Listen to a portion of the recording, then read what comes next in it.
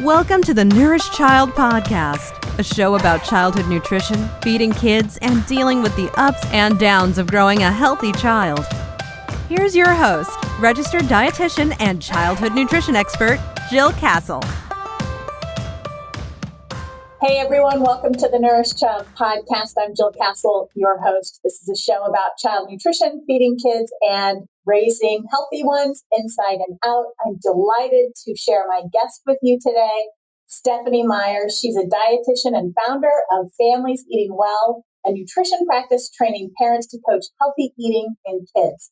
She's an instructor in the graduate nutrition department at Boston University and the nutrition coordinator of the ZAKIM Center for Integrative Therapies and Healthy Living at Dana-Farber Cancer Institute.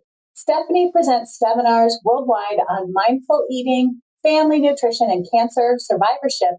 And her forthcoming book, End the Mealtime Meltdown, Use the Table Talk Method to Free Your Family from Daily Food Struggles and Picky Eating, launches in May of 2022. And that is what Stephanie is here to talk with us about today.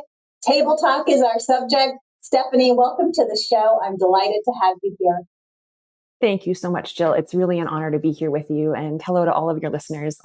I've been a listener to of your podcast for a long time, and it's really a delight to join you today to chat about how we relate to our kids around food. Yes, and it's such an important topic. I know we're going to get into sort of the things that parents say to their kids, the intentions behind those, but sometimes maybe some of the unintended consequences that can happen, what parents can say instead. But before we get in, let's talk a little bit about you. What do you do? How did you get interested in Table Talk? And tell us about the work you do. Sure. So as a dietitian, as a registered dietitian, I have 3 jobs. You already described those. And Table Talk as a concept is something I coined about a decade ago when, as a new-ish parent myself, I noticed that the things I teach my graduate students never to say to clients, like, why don't you just try it? Like, you might like it. Or, why is it that you don't always get time for lunch? Or things that we would, as a dietitian, as you know, Jill, we would sort of like cringe at the notion that we might say something along those lines to our clients. Yeah. Those same phrases were things that I was hearing parents all around me and myself as well say to my child. So I had this aha moment where I thought, what if we as parents who have this deep desire to coach our kids, healthy eating habits in our kids, what if what we're saying is completely counterproductive? So I spent the better part of a decade conducting qualitative research where I sort of analyzed and received anonymous submissions of what I call table talk. And I can just quickly define that table talk is what parents say to their child about food and eating behaviors while they're eating. Mm-hmm. And so I spent, like I said, the better part of a decade sort of collecting this, listening, paying attention in my own work as a professor and also as a parent, and recognizing that there were many things that we could change just with the tip of our tongue, like what we're saying to our kids, that actually could transform the more tenuous and tense moments at the table. So ultimately, food conflict, in my opinion, there's a pretty easy solution that all parents have access to, which is changing what they say. Mm-hmm, mm-hmm. And so I'm interested in the qualitative research that you did. Tell us a little bit about that. Yes. So originally I just got this notion, like I said, when I was a parent of a 2-year-old. My oldest child was 2 at the time.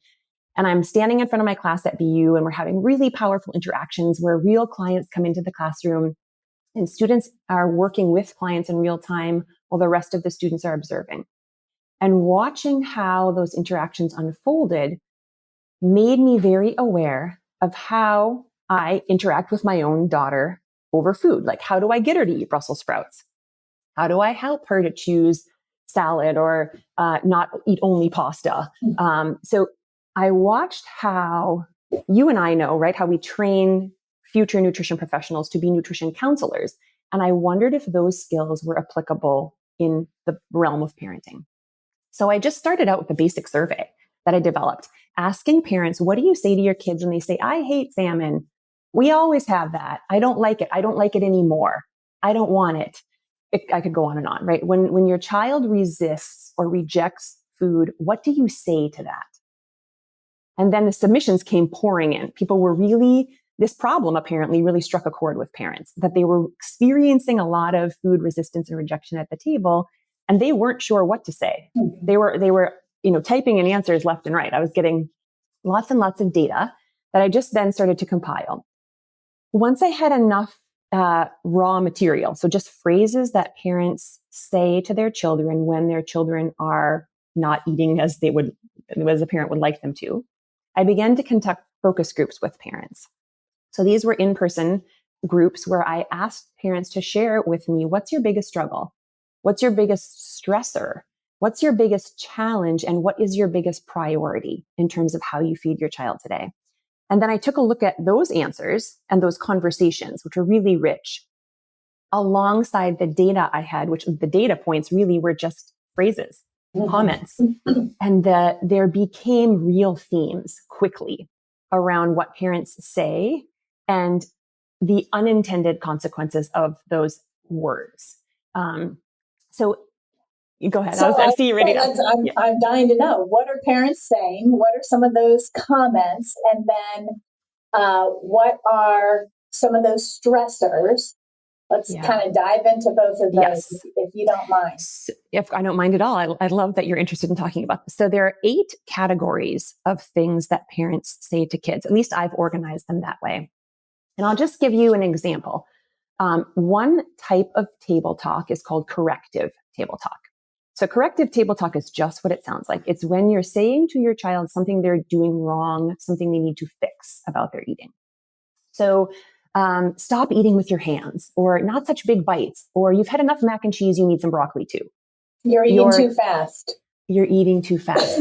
And you know what's really funny? When the data was coming in, the anonymous submissions of table talk from parents in my survey, I would get, hurry up, slow down, sit down. The contradictory corrective table talk is just really, it's pervasive. Wow. And one thing I should say, I didn't say this, and I really want to be clear for your listeners, and everything you and I are talking about today and everything that's going to be that's coming out in my book is intended to support parents, not to make them feel worse about parenting, because believe you me, as a mom myself, I completely understand the very humbling experience of parenting, especially around eating, and the ways in which I talk to my kids about all kinds of things, food, chores, not listening, etc., in ways that I never would want any listener to interpret what we're talking about as some sort of criticism of their parenting. Right.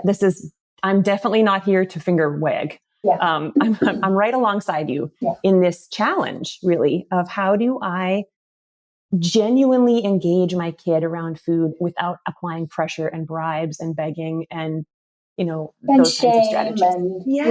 And again, that's why I said unintended consequences, because I don't think any parent comes to the table intentionally trying to, be the food cop, for example. Totally.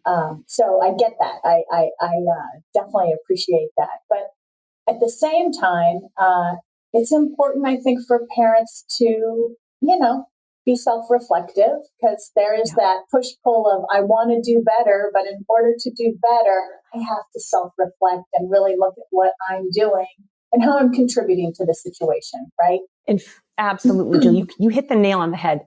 My book is entirely a self-reflective journey where parents need to have a notebook, and I take them through the steps of how you can transform your table talk, which ultimately helps you have more ease at the table. Yeah. And actually, the reason most people come to me for help is they want a different relationship with their kid around food. Sure. Than the one they felt like they had growing up, or the one that they feel like they have themselves now with food. Yeah. But to go back to this idea of what parents say, right? So let's say, stop eating with your hands, or that's corrective table talk. Another category is called conditional table talk. Mm-hmm. This one will sound familiar in the sense that it's if then eating. Mm-hmm. So if you take 2 more bites of chicken, then you can have more pasta. Yes. So there's just a couple of examples. If you taste the broccoli, you can have dessert.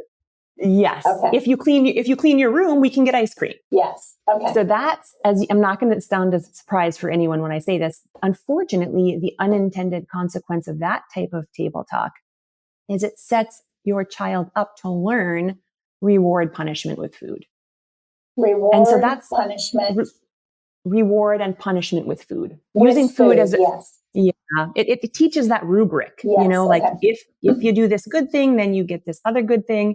If you don't do as good of a job, you're not going to get the good thing. It sets up this sort of hierarchy of food that's, you and I know, right? As dietitians and nutritionists, it can be hard to undo some of those things later on in life. Yeah, especially when you're talking about sweets. Yes. Yeah. And I have so many parents who come to me saying, I feel like my kid and sugar, and we've gotten into this situation where the child is asking the parent, how many more bites of X do I have to get dessert? Do I have to eat to get dessert? And they don't know how to stop that pattern, right? Yeah. So again, their table talk is the way to stop the pattern. Yeah. Like what you say at the table is where most parents unintentionally, it's where things go wrong, in my opinion, with how we're feeding our kids. Yeah. Yeah. I wanted to just go back to something you said earlier that really resonated with me, which was why we use table talk. Mm-hmm. Like as parents, why do we do that? We do it, in my opinion, because we want to help. Yeah. Like these are sincere, genuine attempts to get our kids eating vegetables and, choosing moderate amounts of sugar. Like this is not about good foods, bad foods. In fact, there's a whole section on table talk around that. Like, how do you honestly get to a point where you're not labeling food good and bad with your kid? There's ways to do that. There's language for that. Mm-hmm. So I think that the problem, quite honestly, is there's never been a manual that trains parents how to talk to their kids about food. Right. No, there's lots of, there's a lot of other good books on how to talk to your kids, how to talk to kids so they listen, and how to listen so kids will talk. That's the sort of work that really inspires and motivates me. Mm-hmm. And with a few simple changes to verbiage, parents can find themselves in a different situation at the table. Okay. And another thing I love about your work is the specificity of it. Yes. How and I hope we can get to that practical. I know we will. We're talking with you will get us there. So I was thinking about some of the examples I shared already. Yeah. Like stop eating with your hands. Yeah. Is an example of corrective table talk. Right. Like what can you say instead if your kid is, in third grade and eating with their hands all the time? Yeah. Like that's a problem, right? Yes. You want to teach manners, and teaching manners isn't bad. No. So right. It's important. It's important. Yes. It helps kids be successful out in the world. Right? Yeah, absolutely. And so I was thinking about, just in terms of an example for parents who are sort of listening and thinking, okay, what do we actually say? Mm-hmm.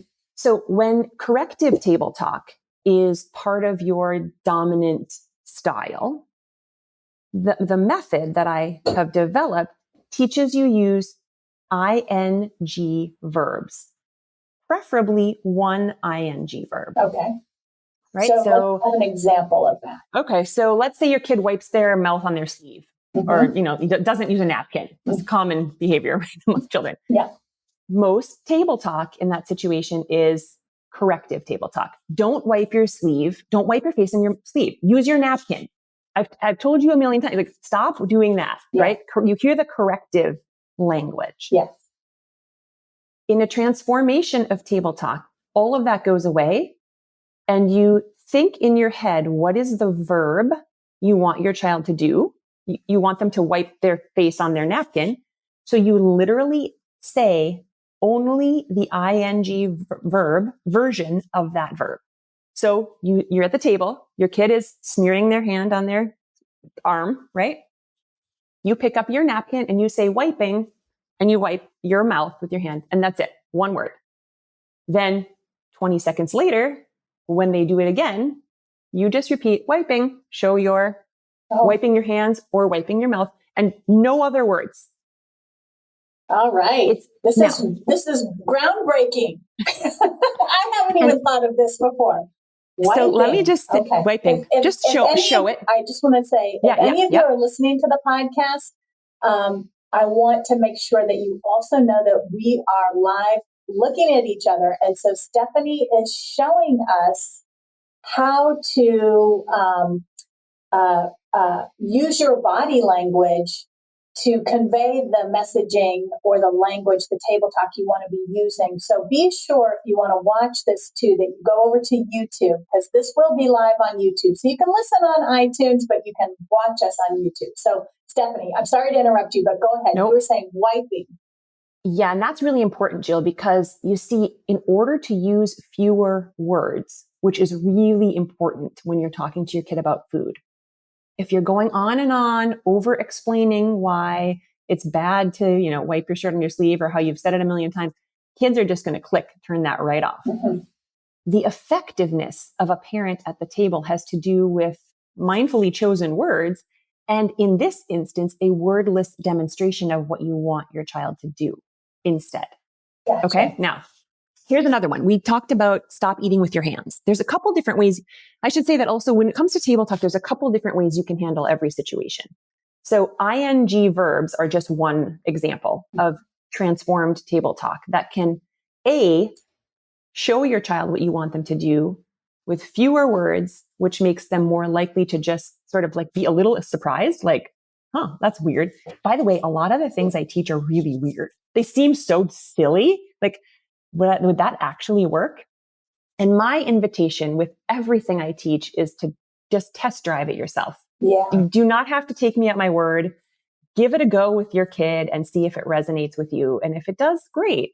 But again, this isn't about, you have to believe everything I'm saying. I want to give parents new tools to try that might, again, sort of shift the dynamic at the table. Yeah. Yeah. I love that. Because what is there to lose? You try something new and it could be a great success or it could be a failure. I say that all the time with family style meals. Like, what do you have to lose?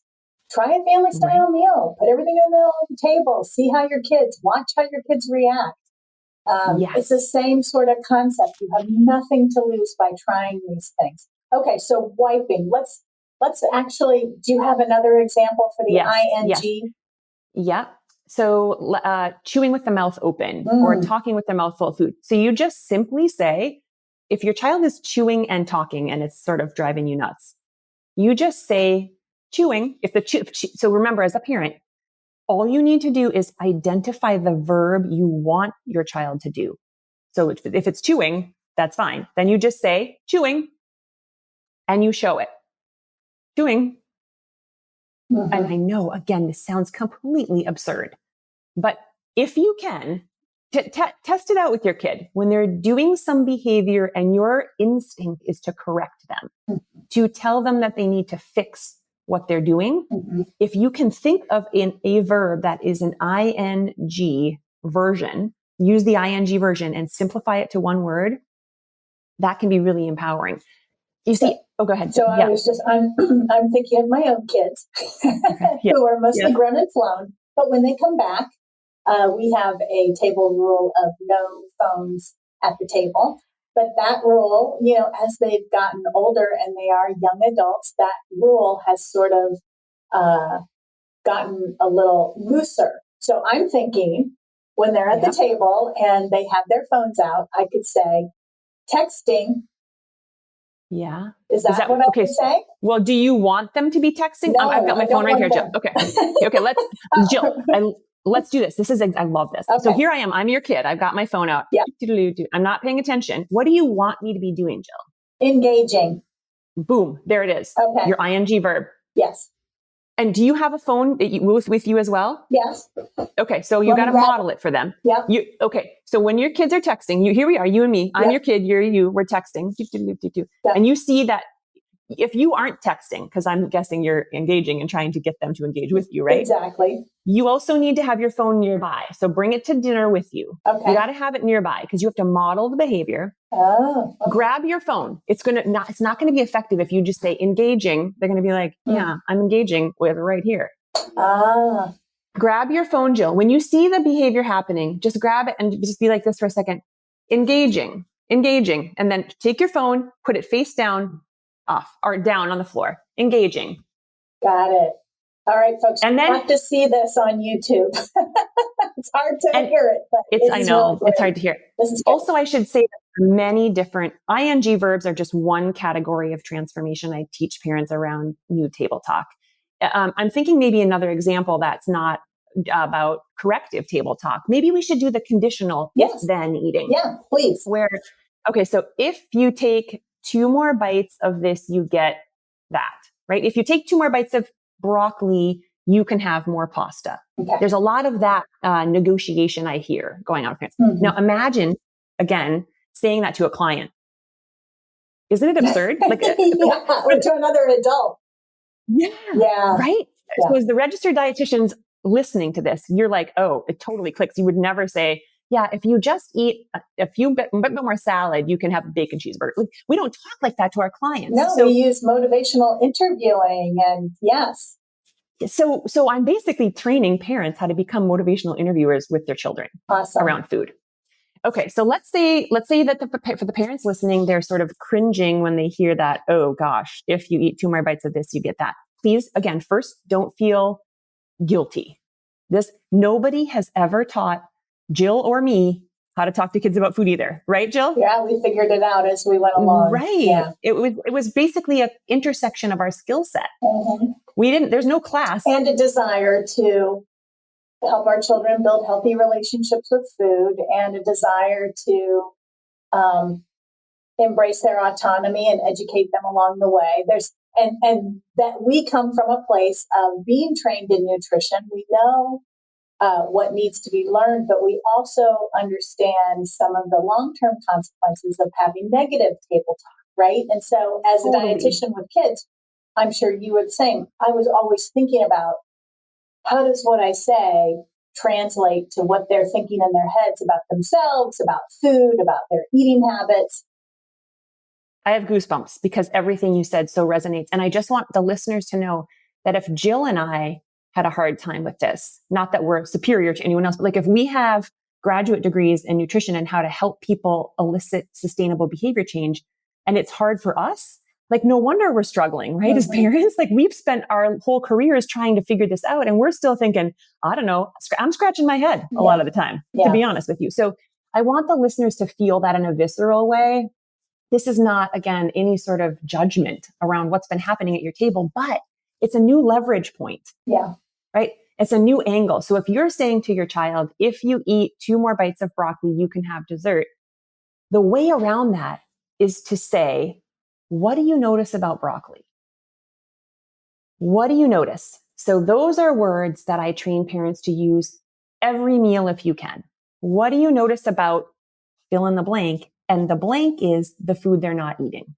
The thing that you would notice about the food you're not eating. Yeah. What do you Does that make sense? Green beans? What do you notice about chicken marsala? Got it. What do you notice about lasagna?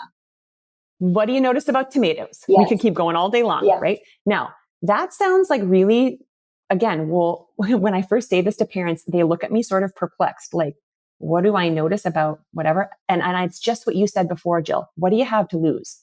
If every interaction or the majority of the interactions with your kid around food are pointing out how much more broccoli or chicken marsala they need to eat in order to get the better thing, but you don't feel comfortable with that dynamic anymore, you're just not sure what to do about it, wipe that all away. And chicken marsala, the thing they're not eating, all you say about it is, what do you notice about chicken marsala? And you open a dialogue about the 5 senses. What do they notice with their eyes, with their nose, with their mouth, with their tongue? If they're not tasting it, that's not a big deal. In fact, in chapter 8 of my book, I train parents how to eliminate or undo or avoid the try-bite. Because the try-bite and one-bite rules, those can be really polarizing topics, but many parents are frustrated because that's not working, but they still keep using it. They feel like they're sort of banging their head against the wall. Yeah. You don't have to make your kid try a food to engage them with food. Yes. Better Questions will automatically allow or invite your child into the space of engaging with food. Yes. So if your tendency right now is to say, if you take 2 more bites of broccoli, you can have dessert, get rid of that and try saying, what do you notice about broccoli? As your opening line to focus on the broccoli, the thing that they're not eating. Hey everyone, here's a word from our sponsor. This spring, turn mealtime into an exciting science project with the Yummy Box from KiwiCo. With a new line called Yummy Crate, KiwiCo invites the entire family to get hands-on with kid-tested and kid-tasted recipes while building kitchen confidence and learning about science along the way. I got to try the Tasty and Toasty project from Yummy Crate, and I explored 3 different recipes that showcased the chemistry behind how foods brown during cooking. Each crate from KiwiCo explores STEAM, which stands for science, technology, engineering, art, and math, which are topics that their projects explore and inspire, celebrate, and build kids' natural creativity and confidence in the kitchen, which is so awesome. Before each crate arrives on your doorstep, you'll actually get a shopping list, which includes alternative ingredient suggestions for different diets like vegan, dairy-free, and nut-free, whenever possible. And with no commitment, you can pause or cancel at any time. So let's step into spring and celebrate the season of discovery with Yummy Crate from KiwiCo. You can get 30% off your first month plus free shipping with code NOURISHED at kiwico.com. That's 30% off your first month at kiwico.com, promo code NOURISHED. It makes great sense, and it's drummed up a couple of questions that or topics I want to sort of dive into a little bit more.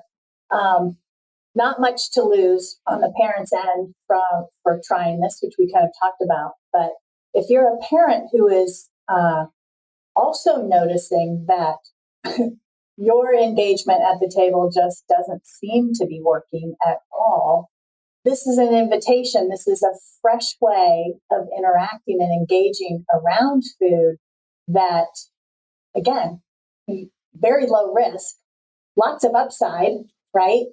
Yeah. So it's not only just parents who might not feel comfortable with the way they're engaging, but like if you notice it's just not working. Because when I think about the families I've worked with over the years, a lot of what they would come to me and say is, I've tried all the things the experts say. I've tried it all and nothing is working. And what it ends up boiling down to is the parental engagement, that dynamic between the parent and the child, and just teaching parents fresh, new tactics, strategies, tips, which is what we're going through right now, which I think honing in on table talk is brilliant because everybody, especially after the pandemic with more family meals and more gatherings, a lot of the publicity around that has showcased all the positivity of families getting together and having family meals. But I suspect you know this, but I know this too, that if there's negative dynamics going on at the table, the more family meals you have, the more negative it can be for a child.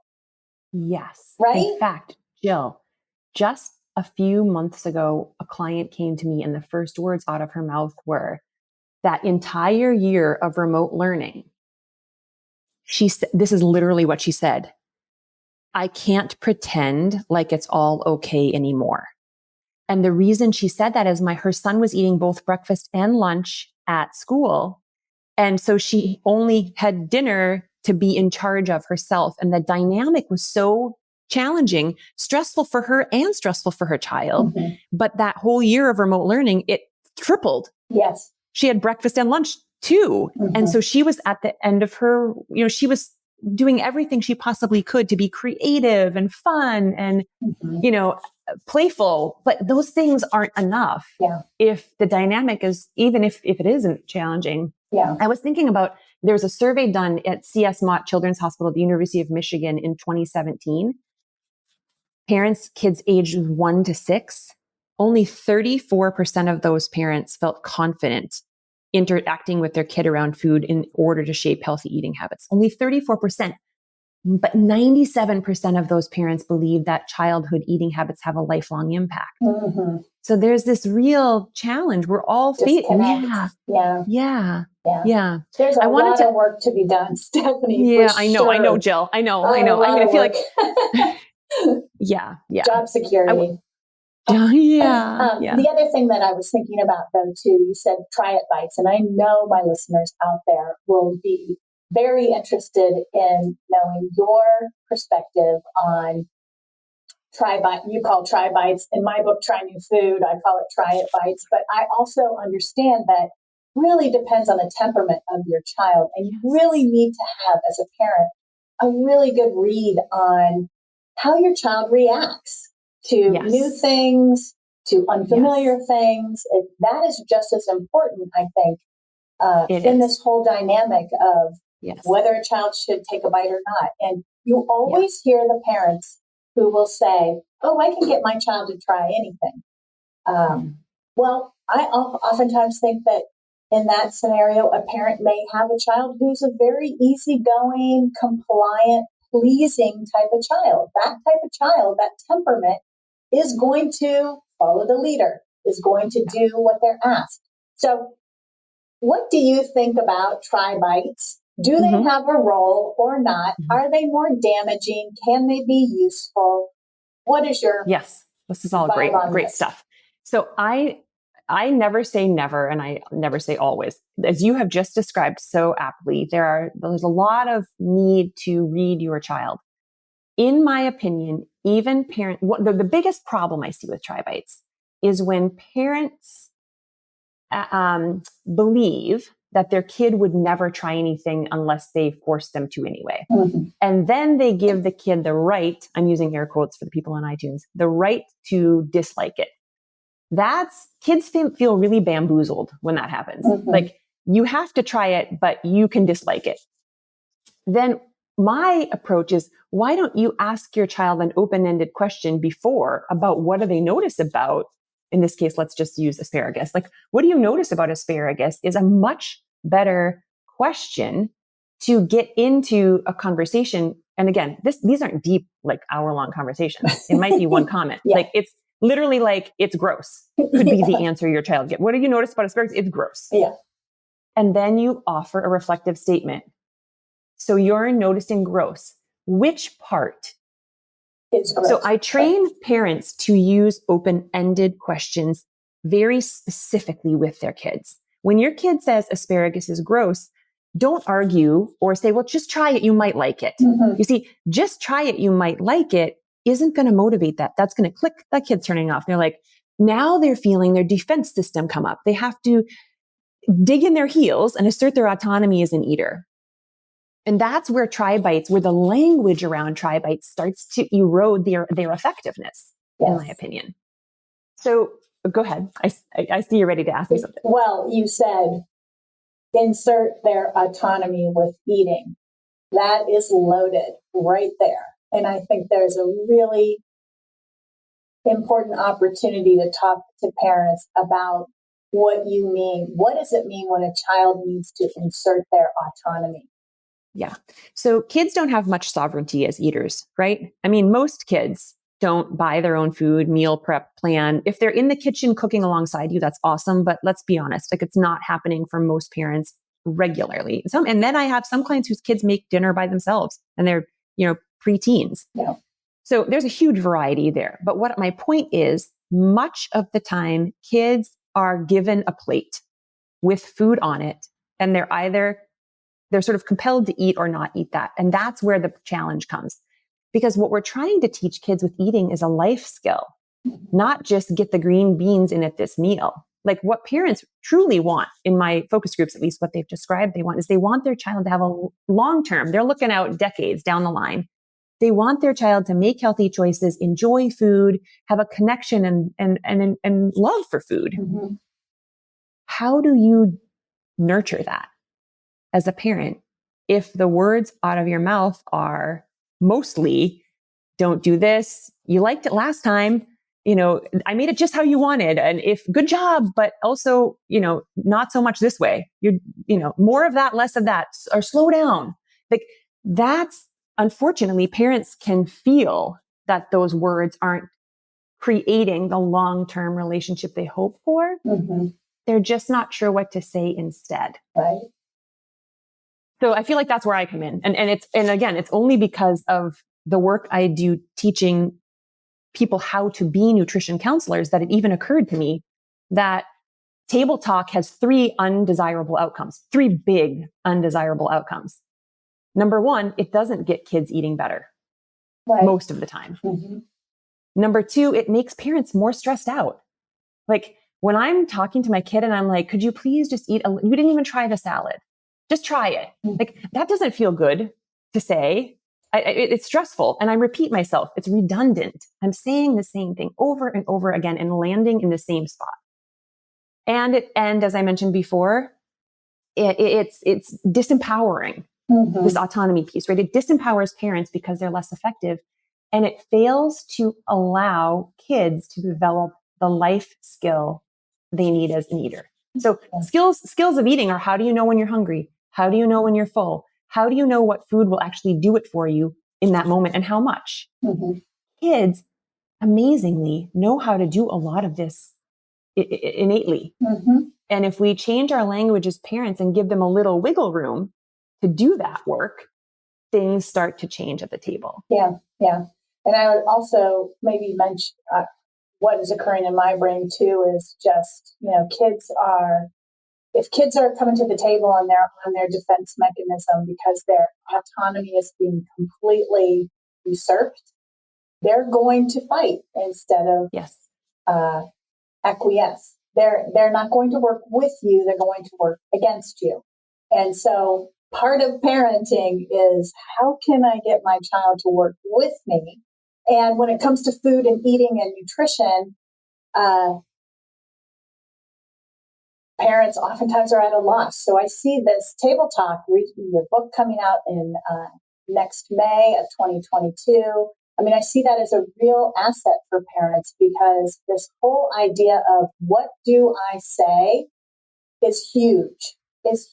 So if we go ahead, Stephanie. I'm sorry. I was going to say, when you said that bit about working together, that is, you just came right to the core of what I believe too, that cooperation at the table, getting your child, I have parents who say, I want him or her or them to cooperate with me. Yeah.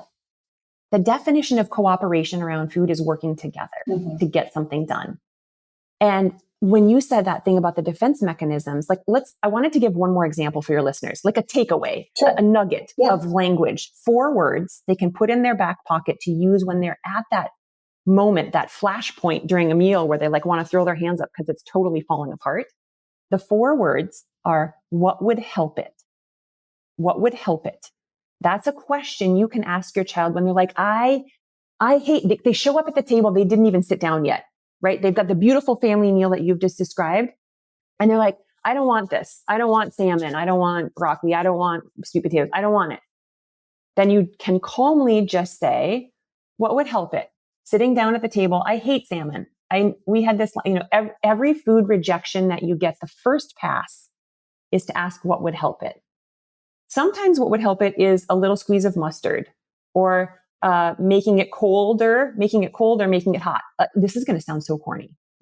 Just yesterday, a mom texted me and said, she asked her son what would help it. They were having fish. He hates fish. I mean, that's probably the one that I hear about most is the kids are like, I'm not eating fish. She's tried everything she can, but hey, kudos to her because she's still serving fish. So good for her. She gets an A+.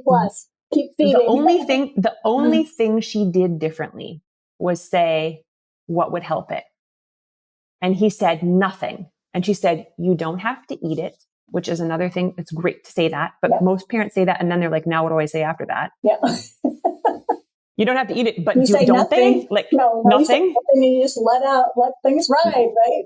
Yeah. Well, and then parents are like, but seriously, my kid's not going to eat anything if I talk like this, right? They will. So what would help it is a question you can say something about your experience. When I have fish, sometimes crunchy works, or sometimes tangy.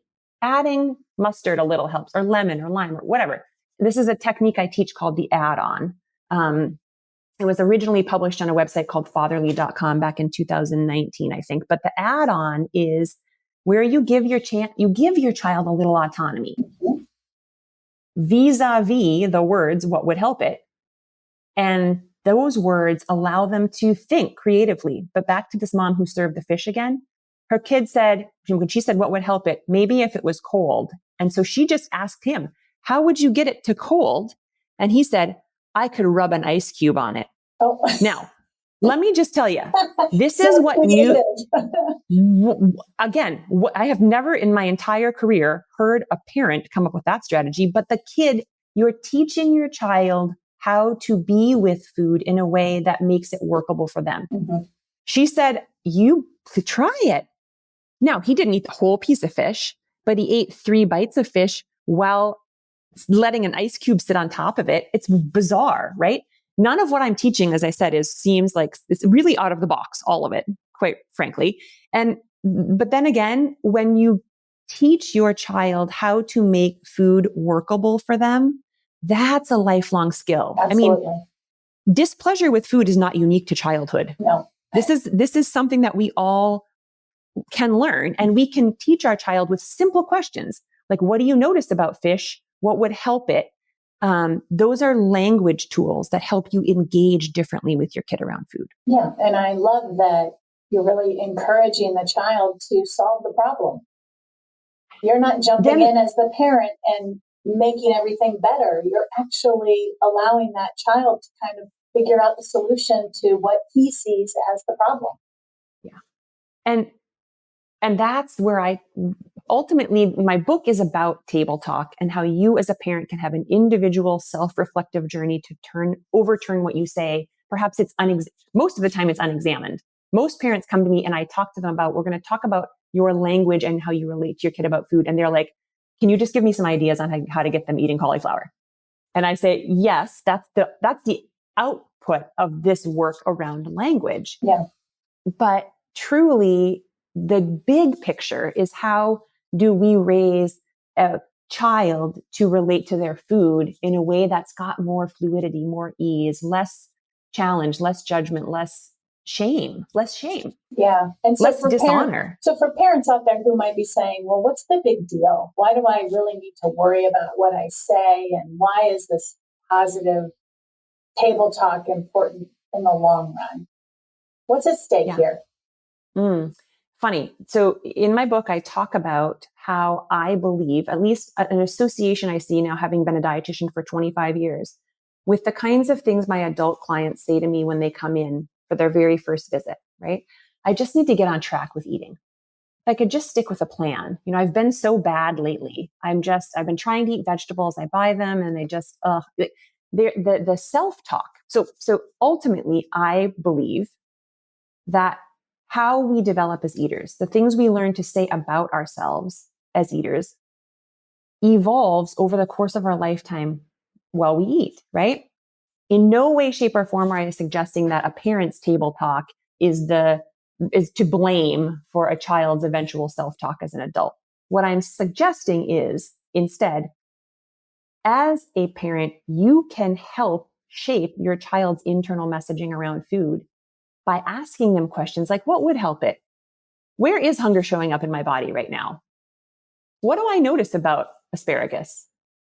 Those 3 questions, and again, there's not just 3 questions, there's literally an inordinate number of questions you can ask your child that would be more productive and more practical for them as eaters, as a teenager, as a 30, 40, 50-year-old, something. Like, how we talk to ourselves as eaters is a really important part of eating. And you know this as a dietitian, right? How people talk to themselves about food is often not very friendly. Mm-hmm. A big part of what I teach in the Mealtime Meltdown is how to train the self-compassion around food. How do you train that as your child is growing up as an eater so that they have a better chance of not believing the self-talk that is sort of part of just being alive? It's not no one's fault that we all have, I should never eat those fries or whatever it is. People, those messages, their internal messaging there needs to be, and there is, quite frankly, a touch point that can refute that message. Mm-hmm. Every human has that capacity. Every single table talk message is a learned message, Mm-hmm. which means you can unlearn it too. Yeah. And it also means as a parent, you can give your kid more practical questions, more open-ended, reflective, helpful questions, so that their eating life is hopefully a little bit smoother Mm-hmm. of a path. Mm-hmm. I think it. that's actually what a healthy eater is. A lot of parents who come to me for help say, okay, so will I gauge progress by my kid eats more variety of foods, more colorful foods, less junk, less white carbs, less white sugar? And I say, no. I mean, that's ultimately the result of you changing your table talk for many parents. But what you're going for here is strengthening their self-trust, their self-compassion, their autonomy as an eater. Mm-hmm. That's how those habits, that's how you build a healthy eater. It's not a series of one-off try bites. Yeah. That's not how healthy eaters are built. Mm-hmm. It's so, my whole thing is the food, feeding, child development, it's the integration of all of that. And so building a healthy eater it's everything. It's from what you put on the table to how you interact, to how you anticipate your child's response to food, to the talk that you have at the table, to there's just so much that goes into it. And I love that you've devoted a resource to Table Talk, because I really do believe it will help parents quite a bit in terms of just having the language. So many parents are at a loss of words. They don't know what to say, and they're afraid to say the wrong thing, right? They don't want to damage their child's self-esteem. They don't want to damage the relationship with food that their child is developing. So they want to be equipped with strategies and tips and language that will help them help their children grow up healthy and well and strong, what I like to say, nourished inside and out. Yeah. Right? Yes. Nourished inside, meaning not just your organs, but like your self-esteem, how you think about yourself, how you think about food, and, physically is the outside part of it. But it's a great resource, and I just want to mention it again because it is coming out in May, and it's called End the Mealtime Meltdown: Using the Table Talk Method to Free Your Family from Daily Food Struggles and Picky Eating. Coming out in May of 2022, and can you, Stephanie, let people know where they can find you and how they can connect with you and read more of your information or your resources? Sure. And Jill, I loved what you just said about, this is an invitation. If people come to my website, which is familieseatingwell.com, you had said something beautiful just now about what you put on the table, sort of like where it comes from, the origin of food, and how that's another beautiful, simple conversation to have with your kid. None of this, I should say, table talk involves a big, now we're going to have a new way of talking about food, kids. None of that. It's literally parents learning 3 new phrases that they start trying at mealtime. Mm-hmm. I want readers to really get a sense. This is about just being connected and curious with your kid authentically. You don't have to take a big class on how to become a motivational interviewer. It's very straightforward. And my point of mentioning on my website, Families Eating Well, I had forgotten that probably a year and a half ago, sometime during the pandemic, my daughter and I were eating pears. And I had my phone close enough. I never want to do this when kids notice I'm doing it because I don't like them to feel like they're being recorded. But I had my phone nearby. I just push record, and she and I just ate it. We're eating a pear. It was like a 1-minute thing. And I just talked to her like I usually talk to her when we're eating. Mm-hmm. And I did it for a little longer than usual because I wanted to see what she would say and give listeners a chance to hear, when I'm talking about food, it's not a big deal. You don't have to perfect your phraseology. You're just asking questions, open-ended questions. What do you notice? What are the colors of pears? Where do pears live when they're growing up? I wonder what it's like for a pear to feel the sun warming its skin. You do these 1 or 2 little simple things with your kid around food, and suddenly their engagement with a food they would have rejected or resisted, maybe time and time again, their curiosity, natural curiosity, is elicited. And then you aren't struggling so much as a parent to wrangling them to eat enough vegetables or fruit. And again, this is little by little over time, just changing how you relate. So if you come to Families Eating Well, I have this little audio sound that I ended up putting a few pictures of pairs with. And you can listen there just again to some more simple adjectives and open-ended questions that change how things might go at mealtime. Awesome. Well, Stephanie, thank you so much for coming on The Nourished Child and sharing your wisdom around table talk. I think this was a really valuable episode for parents and for professionals. You're on Instagram at Table Talk Coach. I encourage everyone to go over to Instagram and follow Stephanie and visit her website, Families Eating Well. And I'm also going to include that article link on fatherly.com in the show notes. So folks, you can go to the show notes on thenourishedchild.com and be able to get all the links to visit Stephanie's website. Don't forget to head over to YouTube and watch our video, and also download our freebie, How to Nourish a Healthy Child. Stephanie, thanks so much. Appreciate Thank you, Jill. It was same, right back at you, and thank you for having me on the show. It's been a pleasure. Hey there, just popping in real quick to ask you if you've heard about the Munch Newsletter.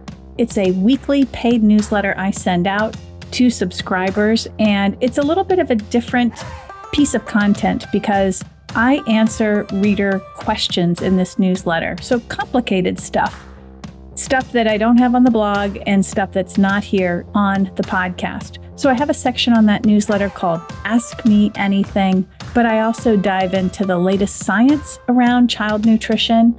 So I translate it for you and give you my perspective on that science. And then lastly, in the newsletter, you'll get a section called Get Educated. And I highlight blog posts, podcast episodes, and other people's resources that I think will be beneficial and helpful to you. So if you're getting my newsletter, I do send out a free newsletter every month. But if you want the deep dive, good, juicy stuff, that comes in my paid newsletter that comes out every week on Mondays. That's $5 a month or $50 for the whole year. You can check it out. I'll provide a link right here for you, but you can also go to thenourishedchild.com and find the sign-up form for the newsletter.